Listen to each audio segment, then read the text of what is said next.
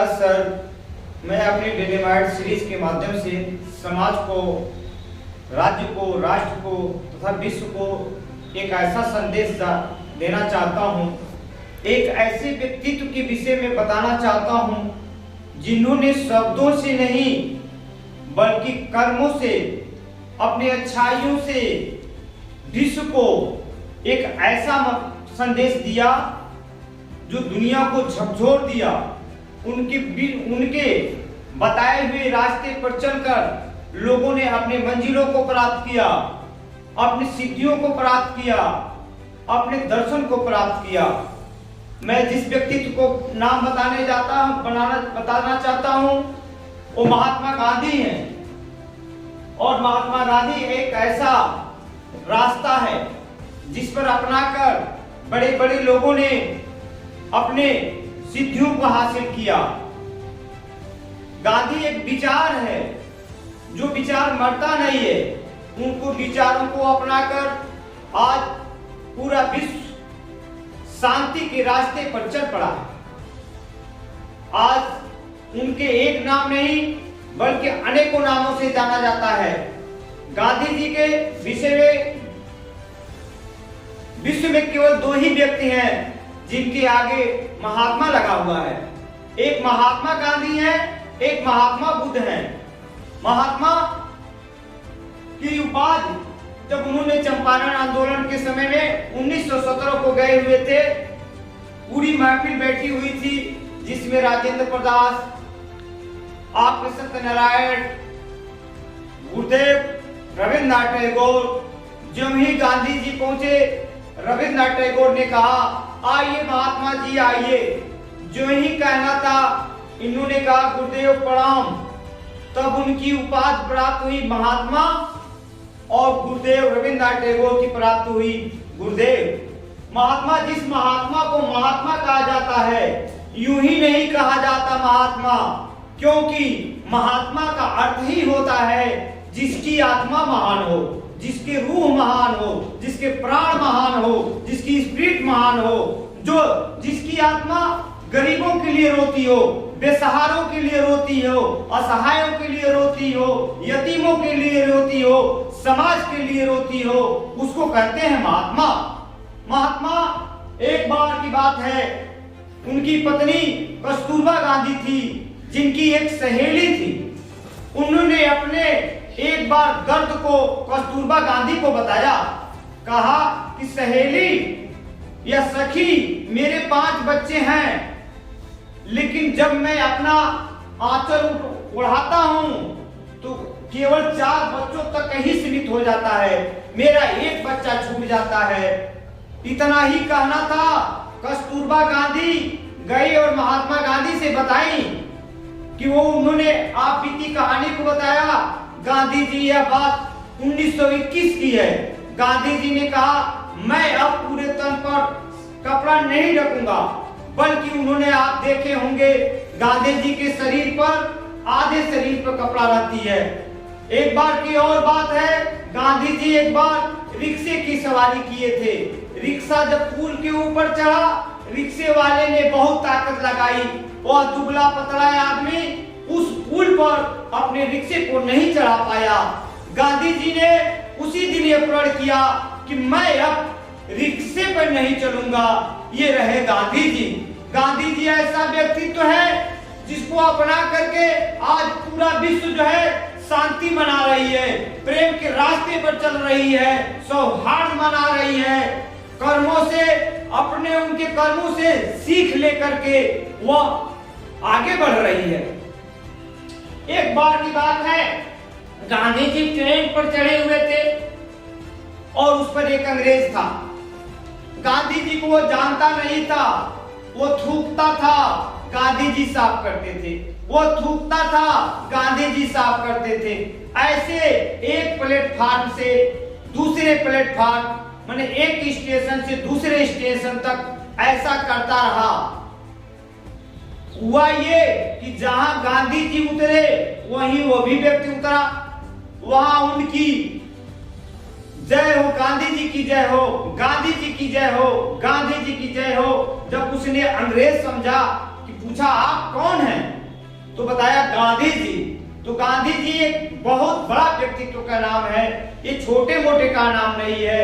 गांधी तो एक कहा जाता है यदि भारत में गांधी जी की मूर्तियां तोड़ी जाती है तो विश्व में गांधी जी की मूर्तियां व्हाइट हाउस में लगाई जाती है। विश्व में कुल 206 देश है, कोई ऐसा देश नहीं होगा जहां गांधी जी की मूर्ति नहीं लगाई गई हो, गांधी जी मार्ग नहीं रहा हो। आखिर क्या गांधी जी ने किया? गांधी जी की आत्मा गरीबों के लिए रोआ करती थी। गांधी जी ने कहा था कि मेरा अंतिम उद्देश्य गरीबों के आंखों से आंसू पोंछना है, अर्थात मैं उन गरीबों के लिए, उन सहारों के लिए, उन बेसहारों के लिए ऐसा कर्म करूंगा। वो कर्मों पर विश्वास करते थे, विचारों पर करते नहीं थे। इसलिए उन्होंने कहा कर्तव्यों पर आरूढ़ रहो, अधिकार स्वयं मिल जाएंगे, मूलों को जल से सींचोगे तो फूल स्वयं खिल जाएंगे। इसलिए कर्म प्रधान विश्व कर रखा, जो जस करे तस फल चाखा। गांधी जी वो व्यक्तित्व। गांधी जी के विषय में अल्बर्ट आइंस्टीन ने कहा था आने वाली पीढ़ियां शायद ही विश्वास करे कि गांधी जी भी हाड़ मांस के बनाए हुए इंसान थे, क्योंकि उन्होंने इसलिए कहा कि दुनिया में कोई ऐसा व्यक्ति तो नहीं पैदा होगा जिसके गाल पर एक तमाचा मारा जाए और वह व्यक्ति दूसरा गाल देने के लिए तैयार हो जाए। गांधी जी को लॉर्ड माउंटबेटन ने कहा था वन मैन बाउंड्री फोर्स, अर्थात जो व्यक्ति ने अकेले जो काम कर दिया वो हमारे 50,000 सैनिक भी नहीं कर पाए। और गांधी जी को सुभाष चंद्र बोस ने राष्ट्रपिता की उपाधि दी। जब 6 जुलाई 1944 को बर्मा से रेडियो को बोल रहे थे तो कहे हे राष्ट्रपिता, देश की स्वतंत्रता के लिए केवल आपका आशीर्वाद ही बहुत ज्यादा है। इसलिए राष्ट्रपिता की पद गांधी जी को सुभाष चंद्र बोस ने दिया। गांधी जी को बापू भी कहा जाता है। बापू का मतलब गुजराती भाषा में बाप होता है। इसलिए बापू उपाधि भी जो है ये आपके पंडित जवाहरलाल नेहरू ने दिया था। गांधी जी की एक उपाधि अर्धनग्न फकीर है। अर्धनग्न फकीर जब गांधी जी कांग्रेस के दूसरे सम्मेलन में लंदन जा रहे थे तो विंस्टन चर्चिल ने सुना था गांधी कोई एक ऐसा नाम है जो पूरे विश्व में, पूरे भारत में तहलका मचाया हुआ है। वह अपने आप को कुर्सी पर बैठा हुआ था, लेकिन गांधी जी के व्यक्तित्व ने उसको झकझोर डाला और वह उस कुर्सी से उठ खड़ा हुआ। इसलिए गांधी एक प्रतिभा थे, एक चमत्कार थे, जो सत्य के मार्ग पर चलने वाले थे। आज में इस समाज में गांधी जी की आवश्यकता है, सत्य की आवश्यकता है, कर्मों की आवश्यकता है, चापलूसी की आवश्यकता नहीं है। वो नेता कैसे थे? बिना कुछ बोले दुनिया को ऐसा मैसेज दिया कि आज गांधी जी को याद कर रहा।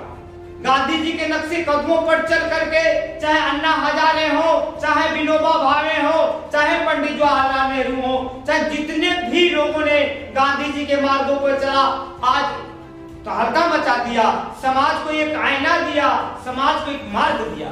इसलिए गांधी जी हैं। कैसे ने हिंद की भी उपाधि को दिया अंग्रेजों ने 1919 में, जब इसको प्रथम विश्व युद्ध में भारतीयों की सेनाओं को शामिल करने के लिए किया गया। इनको मलंग बाबा भी आदिवासियों ने कहा, वन मैन बाउंड्री फोर्स, आपका लॉर्ड माउंटबेटन ने कहा। गांधी जी कहते थे, गांधी जी के एक विचार था कि पाप से घृणा करो, पापी से नहीं। कहते थे कि पाप आत्मा क्या है? एक शुद्ध है। यह क्या है? एक शुद्ध रूप में रहती है, लेकिन समाज के आने में यह क्या हो जाती है? प्रदूषित हो जाती है। जो वो पर्यावरण है, वह पर्यावरण सामाजिक हो, राजनीतिक हो, आर्थिक हो, धार्मिक हो, जब उसके आवरण में वो आता है उससे प्रभावित हो जाता है और वह आत्मा क्या हो जाती है? प्रदूषित हो जाती है। तो कहना उस आत्मा के क्या दोष है? वो तो आत्मा शुद्ध रूप से रहती है। उन्होंने एक ऐसा एग्जाम्पल दिया, उन्होंने बताया कि जिस प्रकार सूरज की किरणों को बादल कुछ समय के लिए ढक लेता है, लेकिन जब ही बादल हटता है सूरज की किरणें फिर अपने विश्व को प्रकाशित करने लगती है। उसी तरह वो उस पापी को, जिसको आप पापी कहते हैं, वो पापी नहीं है, उसकी आत्मा पापी नहीं है, बल्कि समाज ने उसको पापी बना रखा है। अब व्यक्ति क्या हो गया? प्रदूषित हो गया। अब उसको कैसे? तो इसके लिए उन्होंने कहा भाई आंदोलन करो, सत्य के रास्ते पे चलो। अहिंसा का पुजारी थे वो। उनका कहना था कि मन से, वचन से, कर्म से किसी को दुखित नहीं होना चाहिए। मनसा वाचा कर्मणा, मन से, वचन से, कर्म से। जैसे हम मन से किसी के विषय में ये सोच रहे हैं कि उसका हित हो जाए, वो आज मर जाए, वो चला जाए, ये भी एक प्रकार का क्या है? कर्म है। ये आपका पाप है। और आप अगर मन से, वचन से, वचनों से यदि आप किसी को कह दीजिए तो कहा जाता है कि तलवार का मारा हुआ तो भर जाता है, लेकिन कर्मों के किए हुए, वचनों का मारा हुआ कभी बढ़ता नहीं है।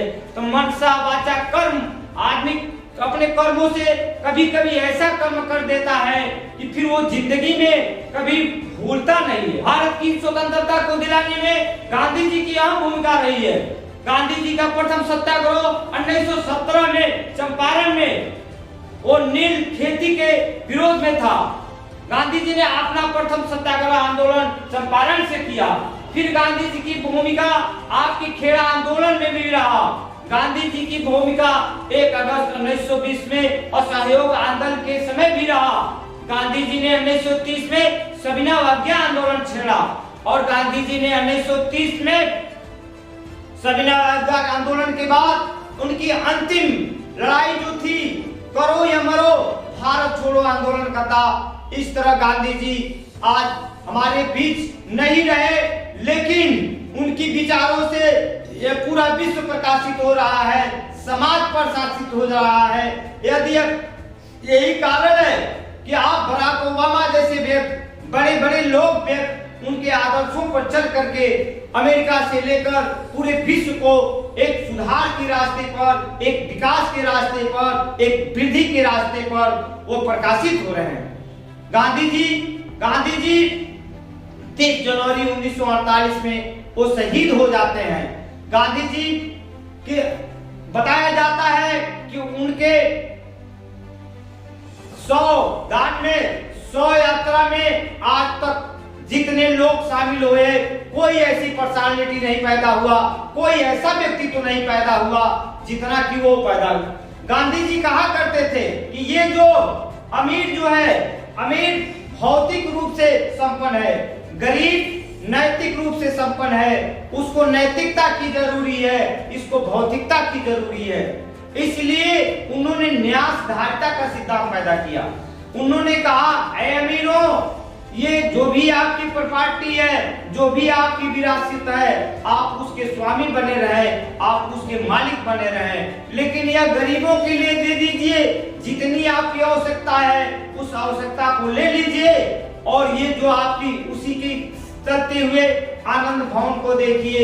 घनश्याम दास बिरला ने अपने जितने भी हॉस्पिटल थे वो गरीबों के लिए दान कर दिए। आज इस गांधी जी को कौन नहीं जानता है, कौन नहीं याद करता है, कौन उसके नक्शे कदमों पर नहीं चलना चाहता है। इसलिए गांधी हमेशा अमर रहेंगे और गांधी को हमेशा याद किया जाएगा और पूरा विश्व याद करता रहेगा, भारत भी याद करता रहेगा। इसलिए गांधी जी के नामों पर एक बार मैं उनको देशवासियों, विश्व के साथ उनको प्रणाम करता हूँ, सतत नमस्कार करता हूँ, कोट कोट प्रणाम।